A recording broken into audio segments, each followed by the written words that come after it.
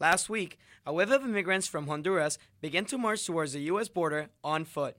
Poverty, violence, and corruption has driven its citizens out of the country.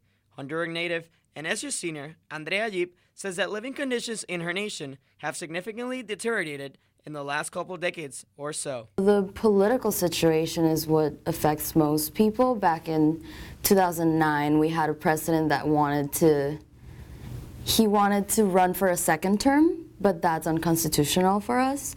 So he was kicked out of the country, we had a coup, it was a mess. And then last year, our president tried to do the same thing, and you would have expected the same outcome, but he actually got away with it. And there were riots, and the whole situation just became a lot worse. According to the World Bank, nearly 2/3 of Honduras' population lives in poverty, and desperation has taken a toll in its citizens.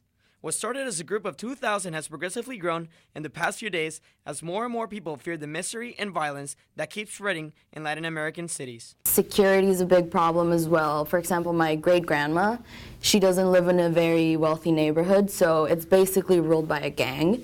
And the gang set the rules. It's a thing where in some places women can't have blonde hair or they get killed. You can't leave your house after 6, for example, or you get killed. They know who lives where, what they do. They investigate every person that lives in the neighborhood. The caravan that now sums up to 7,000 Central American migrants is advancing through southern Mexico with the goal of reaching the U.S.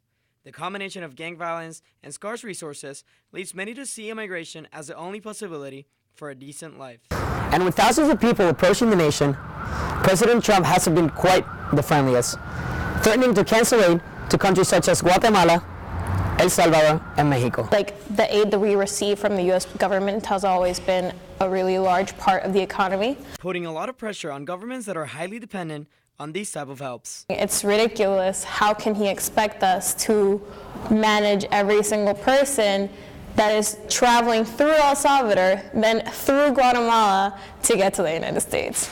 The excessive group of migrants plans to enter the country with strength in number while trying to convince officials to let them in for political asylum. I'm Jose O'Neill, NCC News.